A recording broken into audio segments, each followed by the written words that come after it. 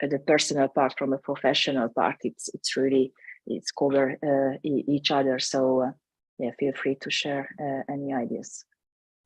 Yeah. By the way, I just realized that I had forgotten to hit the go live button on YouTube, but I just did. So the ones that joined in, I truly apologize. The first few slides were the same ones than in previous sessions. You can always go at look at the recording. Again, I'm just going to talk one more time about today's question. Psychological safety, what is it to you and why is it important? How does it or the lack thereof affect you, your team, company culture, or your organization as a whole? And how do you plan to develop it, if at all? So very, very broad spectrum, maybe taking stock of what's happening now and then looking how we might tackle this quite substantial and important beast moving forward. I truly am very glad to see so many people joining us. Also, thank you for the ones of you who come back. It's truly appreciated, and hopefully a sign that you have found some value in previous sessions. Who would like to maybe get us started? Anybody? Psychological safety. Have you seen what it does if you have it or don't have it?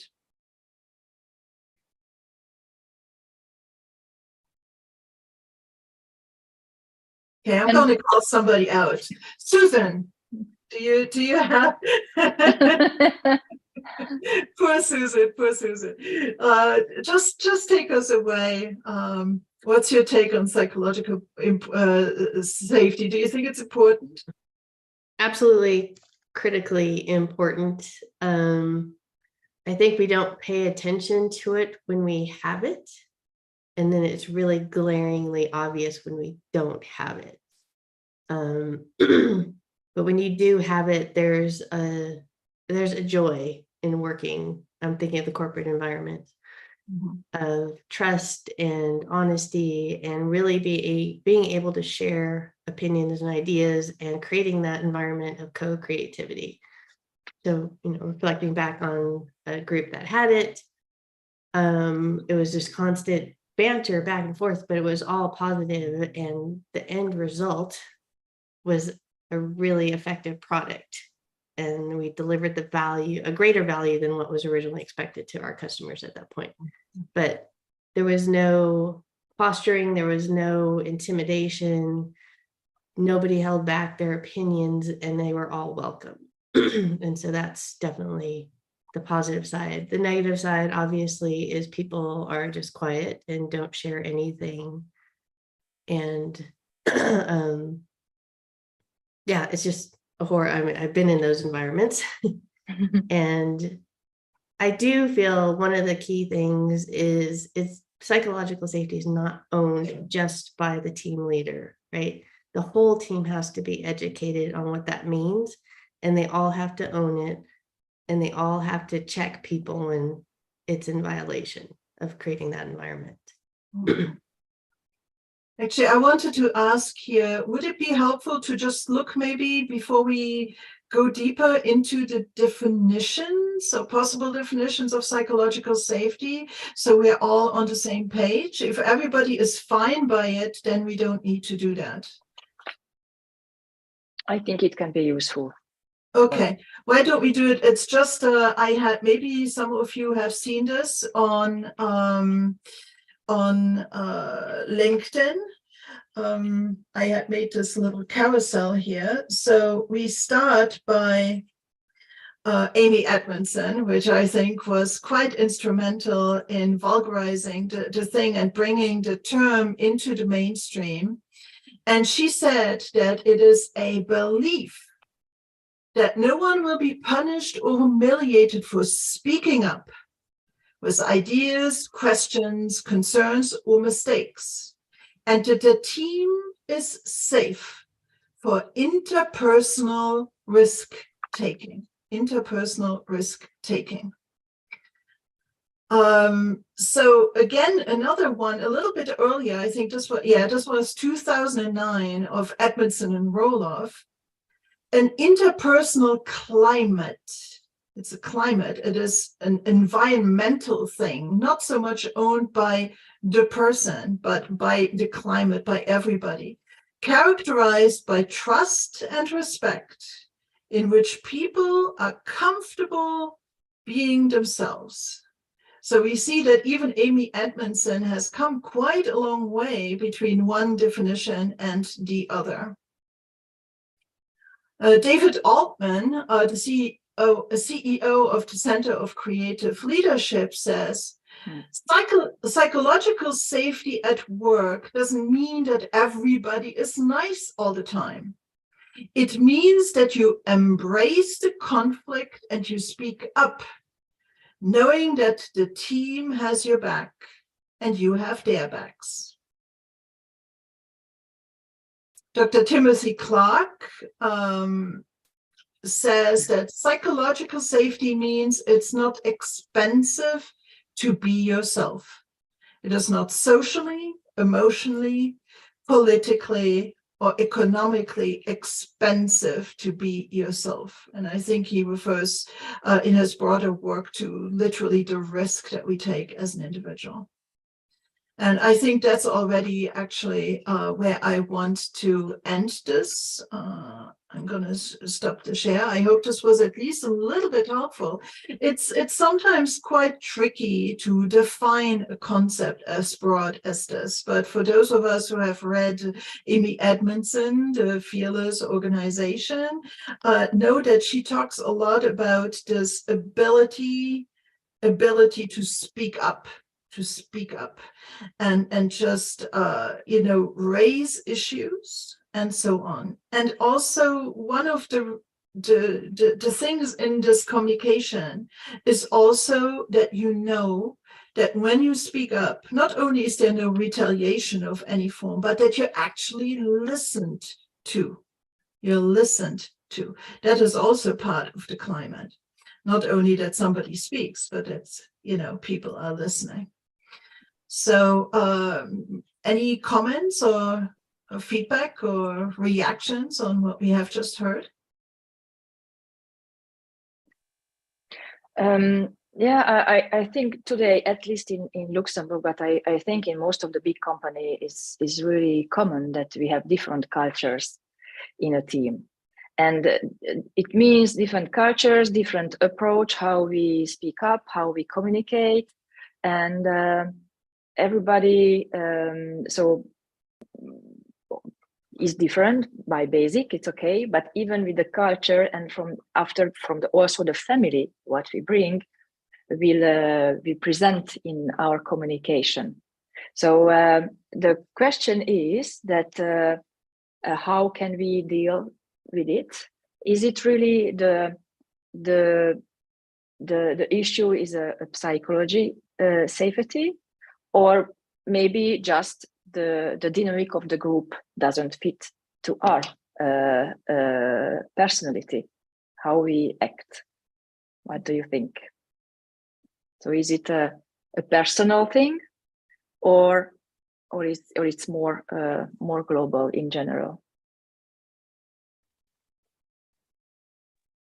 Maybe I can say something to that. Hi, everyone. I joined a bit late. Apologies. Actually, I think it's both. We are all individuals with our own personalities. And I think what I see a lot in my training and coaching activities is that you have high potentials, big talents, intelligent persons, and they are hired because of their qualities and expectations. And then you are sort of thrown into a group or a company, if you like, and you're supposed to get along with the rest of the team. So I think basically we're forgetting about something. Me as a personality does not automatically mean I get along with someone else. I might be intelligent and highly qualified, but from a personality point of view, or if you like, profile point of view, it's not obvious. And it takes quite some effort and talent and studying and knowledge to get along. And apart from that, I think it's not about talent alone. It's about how well do we cooperate with one another. This makes us a successful team or not. Also, thank you. It's interesting that the person is just thrown in the middle of the. Apologies for the expression, but you're kind of thrown into the wilderness. And a lot of people, employees, say that it's a company who is responsible how they should be protected. And what do you think about it? I think we should, before we hire someone, we should look at a profile. How is someone on a communication and behavior level?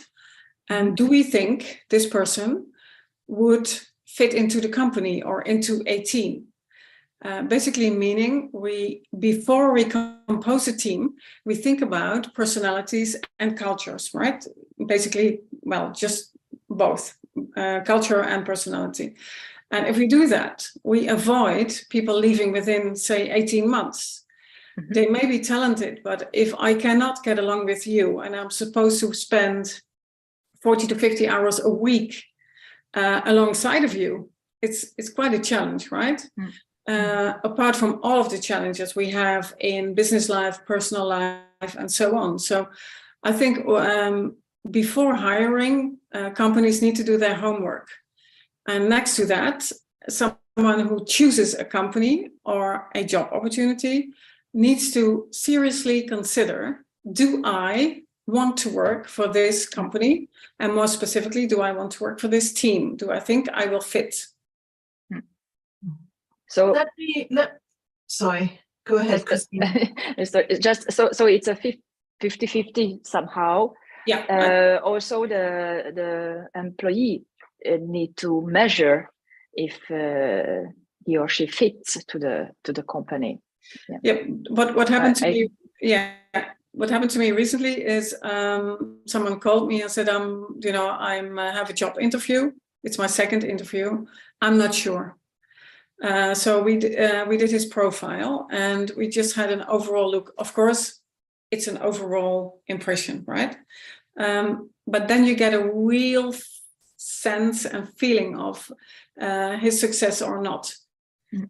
So in the end, he had a choice of two jobs. He was able to choose, and he chose differently. Yeah. There is truth in what you're saying, and I understand where you're coming from. I would like to offer a slightly different perspective, because going the route that you suggest puts a wrench into this whole concept of cognitive diversity. We also want to have people on our team that are fundamentally different from us and that don't potentially fit in at all. Okay, it's also part of innovation to have these outliers and to have these people that make us stretch ourselves and go in different directions. So the way that and obviously culture plays a large role in this, right? Personality, yes, but we always deal with different personalities anyway. Culture is a very, very big part of this, and maybe we can touch on specifics a little bit later. What I would like to suggest is that maybe we think of the team as now becoming this microcosm, where we come to an agreement that, yes, people are different. Yes, the company culture is what it is. The outside culture is what it is. Everybody brings their whole selves in different ways to work. But when we work together in this very hyper-contextualized space, we agree that it's okay to speak up, that we will listen to each other, that we will value the different contributions and the different points of view. And that, I think, to spearhead that initiative is also in large part the responsibility of the leader. To say that, yes, outside of this system part that we are as this team, you know, stuff is really complex and complicated. But when we are working together, when we are in a meeting, when we are communicating, let's all agree to do it a certain way that is psychologically safe instead of psychologically dangerous. To a priori screen people based on personality, there might just be some caveat related to that. Okay. Any reactions, anybody?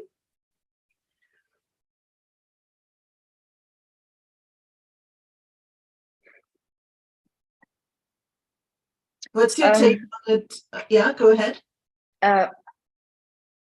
Yes, rules are important, the basic rules, because we need some frame how we work in and at the same time, I think also the personality is really important for each one, because maybe if I say something, you find it's really brute, and for me it's just totally normal.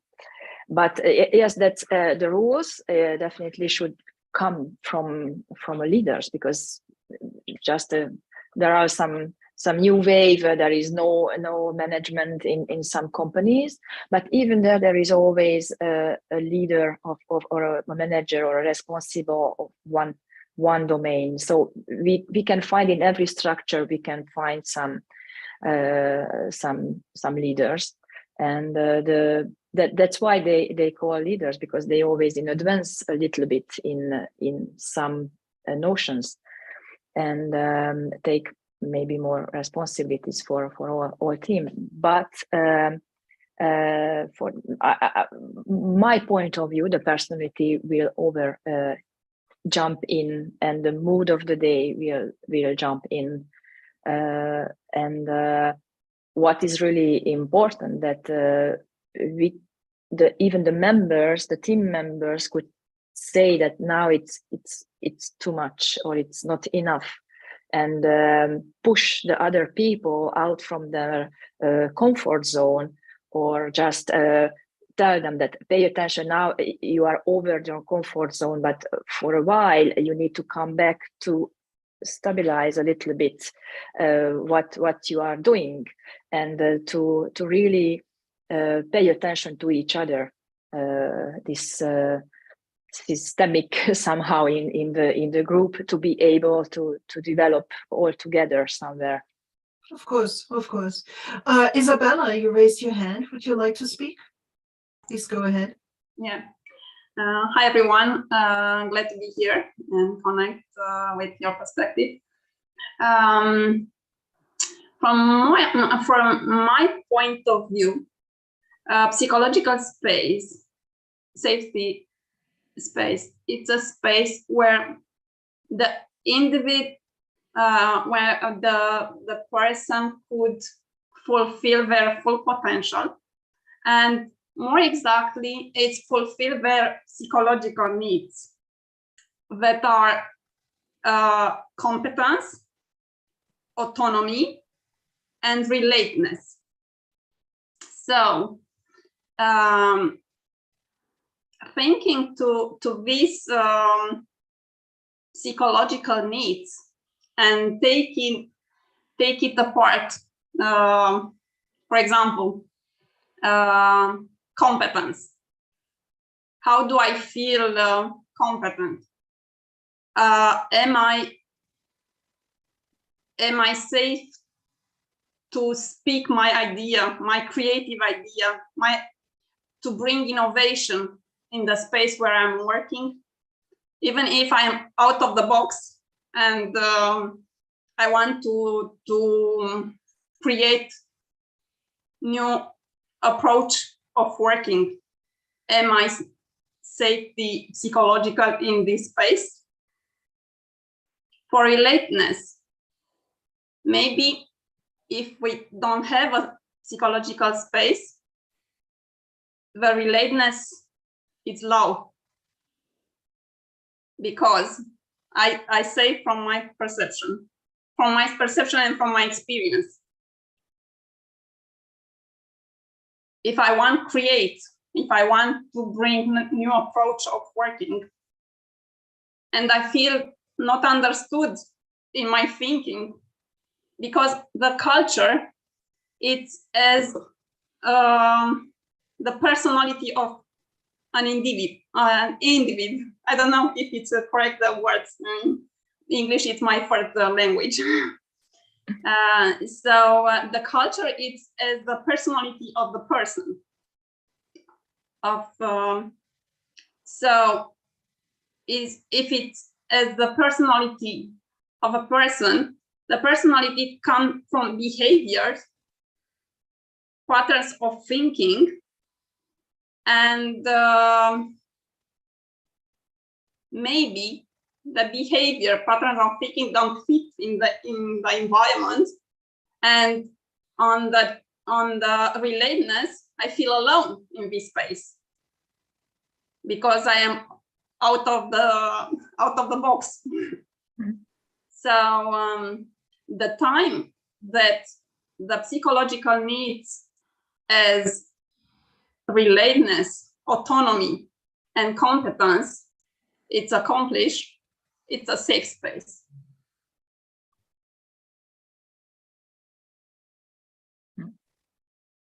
It's my perspective, my personal perspective.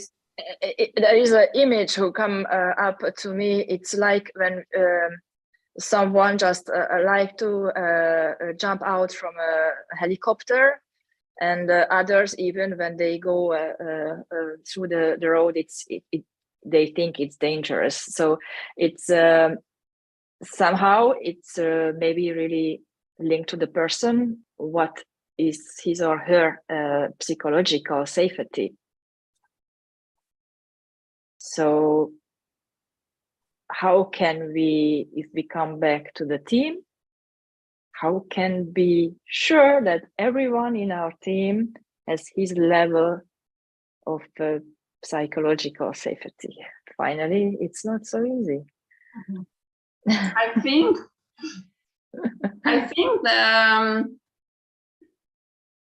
the knowing of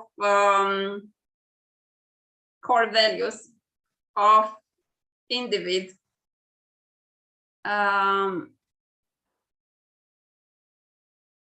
it's important in order to see that it fits with the value of the company. So the transparency, the transparency of the core values, the authenticity,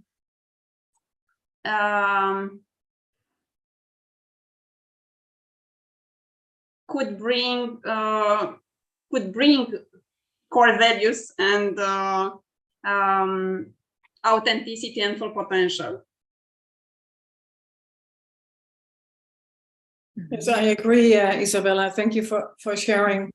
I think core values is imperative. And when we talk about leaders, I think one of the main tasks of today's leaders is to discover what the core values are of each team member. So basically spend time on figuring out what the real core values are. So not everyday life, everyday business, and getting the job done, so to say, but have a talk maybe on a daily or weekly basis and discover what is going on in their heads and what they really need. And apart from that, like Isabella said, core values, but what are the company's core values? Because you have slogans and promises and all that. But what it comes down to for both persons and companies or societies, if you like, are the core values. So yes, Isabella, I agree. Anybody else on this importance of the core values? Yes, Isabella? This this session comes comes very well after my study yesterday evening from my ancient course of Leading Age, and I read about the core values that bring success for the company and the barrier blocks that could bring failure. So if you are curious, I could read you the value that brings success, and what's important from my perception is that this core value that brings success come from the core value of the leaders, because the culture of the company is related generally with the acquired value of the leaders. So coaching on the core values of the leaders could bring transparency and could bring core value in the employee. And I speak from point of view spiritual being, because I feel the connection soul to soul. And Senka Holzer said in her book Be You that the core value are imprinted on our DNA. So for this reason, for me, it's important, the core value. And if you are curious, I could read you the core value that brings success to a company, that are ethic and integrity, communication, open communication, sensorily, trust, the attitude, it's possible, responsibility, individual responsibility, interdependency, that for me it's very important as a value for a company, innovation, originality, and desire for knowledge and learning. So these are the core value that that brings success, and it's taken from a course of Leading Age. Yes, and cultural barriers could be the pyramidal structure,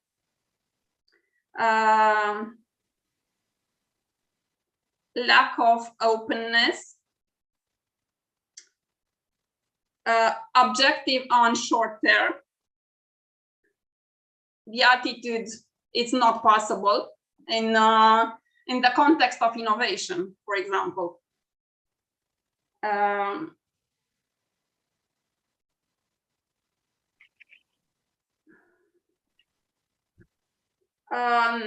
Resistance of change, and dependency. Yeah. Thank you. Thank you very much, Isabella. I really think that what you brought up is quite important. And the way that I see it is that psychological safety, at the very least, in the microcosm of a team, meaning of a very tightly knit group of people that have to collaborate to make one thing done, that not so much like the large overarching organization, but in a team itself, I think is kind of like the fertile ground that is needed in order to turn these beautiful values into practice. right? So in order to have trust, we have to be able to speak up and listen to each other and try to be empathic with the other person and try to understand their point of view. In order to be creative and have innovation, we have to kind of be able to accept people with a different cognitive or cultural standpoint and so on. So it's kind of like the bedrock on which all of this can grow.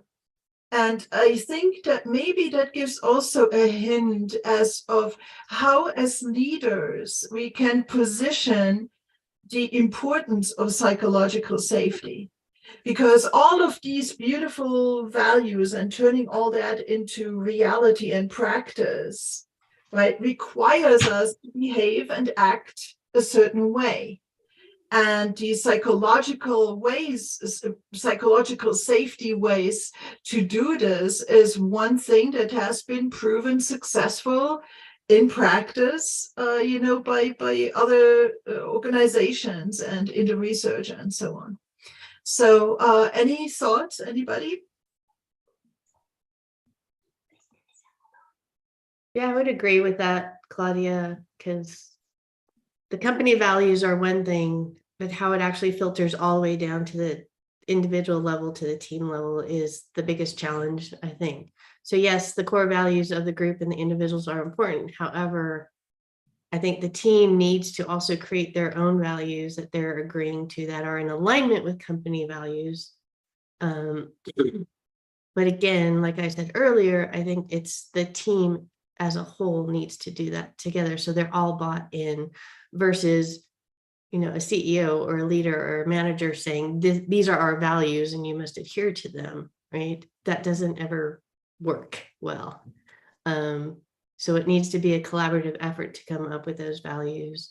And going back to kind of what Adriana was saying, yes, as we interview people, we like to bring in people that we like, but as you were saying, Claudia, we will bring in the people that are similar to us and we won't get that diversity. So it's not that we need to like and be friends with everybody in our team, but you have to have the mutual respect for each other to listen and be present and understand their opinions and their points of view.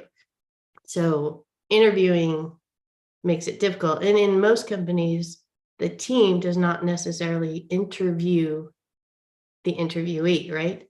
So they're coming in for the first time, their first day, and they've never even seen this person. So it's a struggle at that corporate level as well. No, I get what you mean, Susan, and both what Claudia said. What we should do, I think, is involve team members while hiring. Because what you often see when I talk about this profile, it's basically about creating cognitive diversity, but making the right, creating the right mix, so to say. So you have different personalities, different ways of communicating, and different ways of behaving. So yes, I agree, we need cognitive diversity. And what I see a lot, like you said, is leaders hire new employees, but if the same leader hires everyone, you don't get cognitive diversity. I've seen it happen that one person hired 80% of the team, 80% were alike, and they got along pretty well, but there was no psychological safety. So yes, you need diversity, but maybe involve more team members. So this is created, basically. Yeah. Thank you, Adriana. Thank you, Susan. Sandra, you raised your hand. Please go.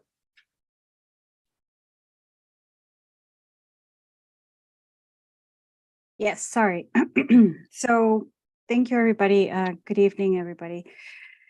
There's a lot of things that have been approached today. And I think about whose responsibility it is, going back to the original question. And honestly, it's responsibility of both sides.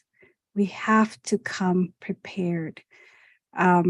our emotional intelligence has to be in sync. We have to prepare ourselves internally as human beings. But then at the same time, the company has a responsibility to ensure that people feel that they can share, that they can develop, that they can grow, that they can communicate. And then not only that, but they have to be brave leaders. They have to be brave leaders where when there's something going on in the company, uncertainty, let's put it that way, when there's uncertain paths that are happening, like when the pandemic, right? How many people were not in a position of what's going to happen to me, right? So if you don't have brave leaders, you won't have brave employees, you won't have the support that you're looking for. And there has to be a brave feedback. I believe that if we want to start it from a place as to where does it start, not so much whose responsibility it is, it has to start from the bottom, from like Isabella and Susan were saying, you know, you as the manager, you're not part of the interview.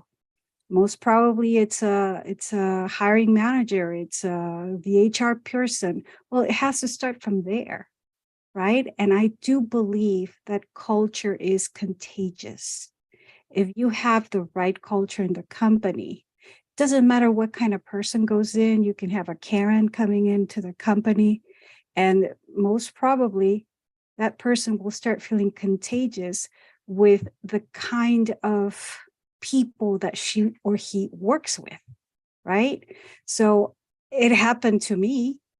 It happens to a lot of people, where who doesn't want a supportive group?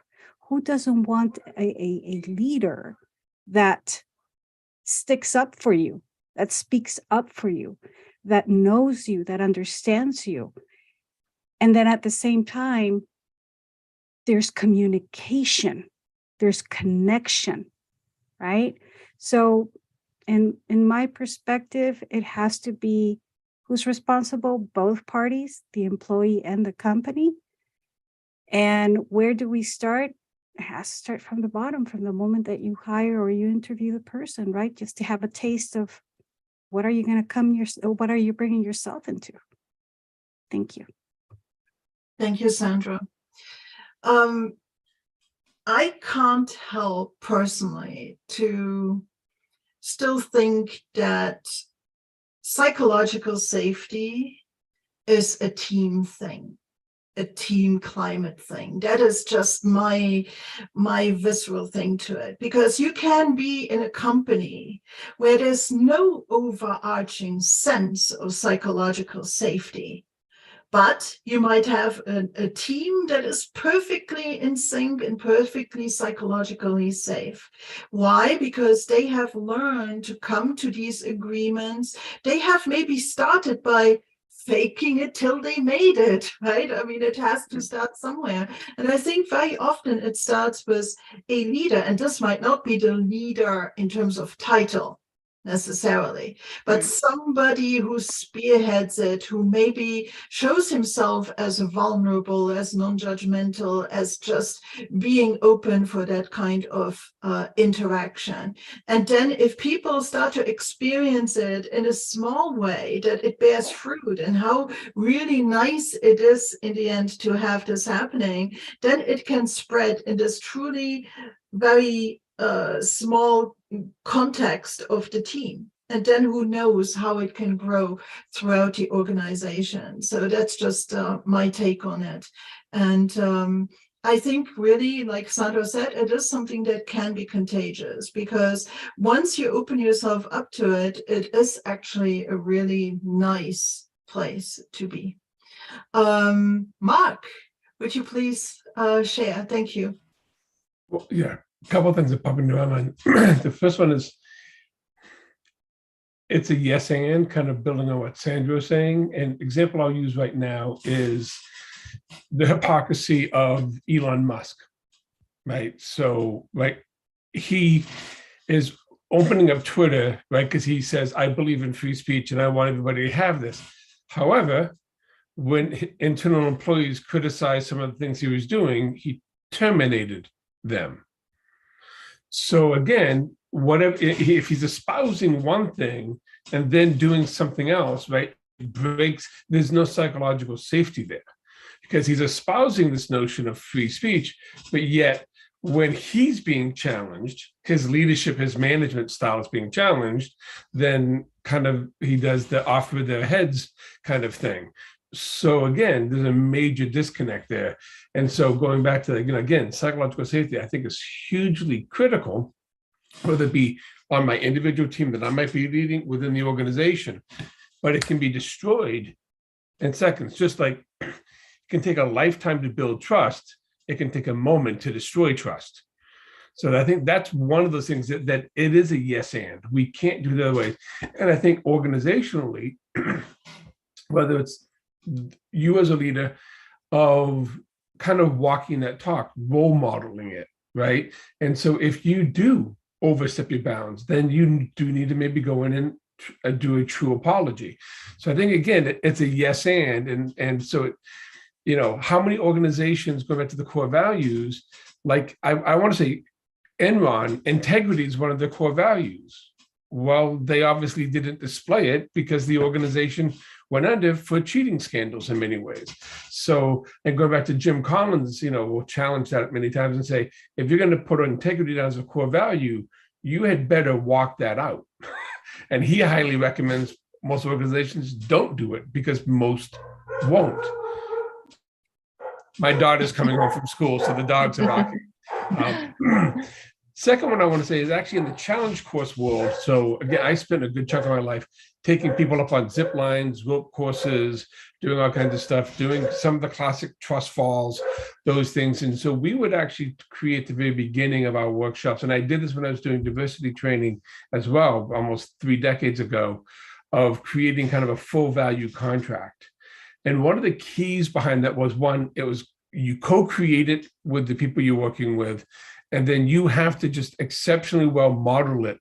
So again, one of the core values in challenge course world is challenge by choice. So again, example I'll use is if I got you up on my ropes course and you said at some point in time, I don't want to do this, then I'm going to honor the fact that you don't want to do this. I might ask you, like, are you willing to put on a harness and, and at least go that far? And so I have to kind of meet you where you're at. And I think that's one of those really, really important things. And I guess the last thing I'll say, is I struggle with this notion of, hard skills and soft skills. One, because if you go back to some of my understanding of where the term soft skills came from, it was kind of academic gendered issues where the social sciences were considered the soft sciences. They weren't real sciences. I'm going to get on a soapbox real quick for a second, but I don't like this notion of emotional intelligence, of the communication, and all of those things being considered soft skills. I want to call them essential skills. I want to call them human skills. I want to call them foundational skills. But when we call them soft skills, right, we don't value them the same ways as a return, the statistically, verifiable elements. But yet they're so hugely critical to the success of an organization. And I think, again, when psychological safety doesn't exist, it's huge. And everybody knows that. And if you do the research with Culture X, with these different organizations, when it's not there, the organizations struggle. When it's there, it's amazing, but it is like a marriage. It has to be continually worked on, all the time, because you just can't take for granted. And one team member can change the whole dynamic. So it's constantly being worked on. And I think the last thing I'll say is with the DEI, I love the fact that B has now been brought into things, that belonging. My wife is a woman of color. She's in finance and administration, and she's been welcomed to some of the organizations she's been hired into. And there's been some that she's never felt like she's belonged, right? And so that's a huge difference too, right? I might welcome you in, but if you don't feel that you belong, doesn't matter. So that belonging piece or that inclusion piece is so utterly critical. So I'll step off my soapbox now. Fantastic. Yes, belonging, very different, opposite really of fitting in. I just want to mention here that what you said, Mark, about role modeling is something that when we go in as team co-coaches, as a pair of coaches that work as a team to coach a team, we role model psychological safety because we are very psychologically safe with each other by the very nature of our work. And so it really does spill over. It really does spill over. And I think that in some cases, I think the default way of interacting is just that, because people have never really had exposure of seeing it in practice in the field. So I think that that also actually is one of the reasons why co-coaching is so great. Isabella, you had raised your hand. Are you able to talk right now? I know that Isabella is taking care of her little daughter. Yes, sorry for not showing my camera. My daughter needs to bathroom.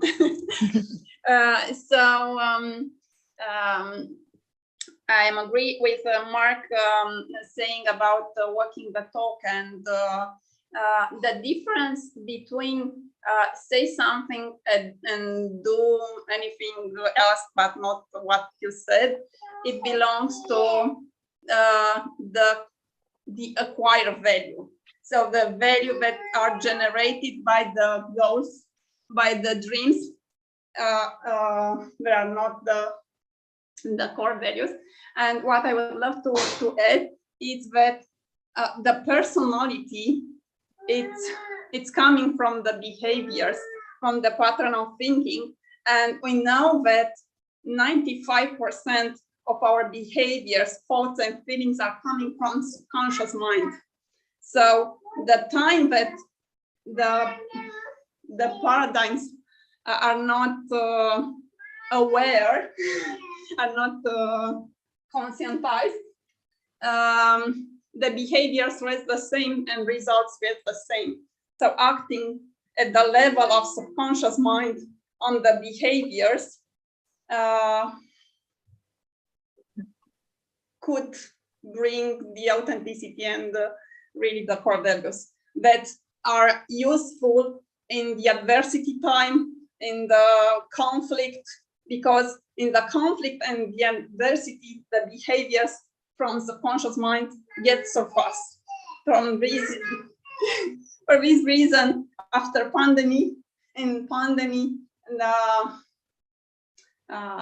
many people quit their jobs because they are considering that it not fit with what they really love. Thank you. Thank you, Isabella. Thank you. Thank you. I'm just taking a look at the time. We're actually, I can't believe where the hour went. This was really, really interesting. Any closing thoughts, anybody? Christina? Thank you for all this sharing. I really loved all these details from Isabella. If you have any books to suggest to us, I'm really open to that. Yeah, and thank you, and see you in January, I think, because in December it will be a Christmas period, so I think we won't have it. Yeah, but we'll will talk see. about that. We will Christina. see. We'll talk about that. Yeah, we don't do it in the summer because it's the summer. We don't do it. Yeah, you are right. You are right. Yeah. Yes. Let's talk about it. Yeah. So that's actually psychological safety in action right there, people. Let's talk about it. You know, we can have open conflict and be all great and fantastic with it. I truly thank you guys all. I actually wonder if this is a to be continued kind of conversation, because it is such a complex and big subject. So maybe we'll come up with some more specific facet, maybe of how culture affects all of that in terms of our interactions and things like that. We'll see what our next sessions are going to be. Any closing thoughts by anybody? Now is the moment to speak up, or otherwise I am going to close the meeting. Are we all good? Fantastic. Okay, thank you so much. Thank This you. recording is going to be available essentially after I hit end meeting on our YouTube channel. So if you have any suggestions for future episodes, please let us know. And if you like it, subscribe to the channel to show us a little bit of your support. Truly appreciate it. Thank you so much, and hope to see you in any future episodes. Thank you.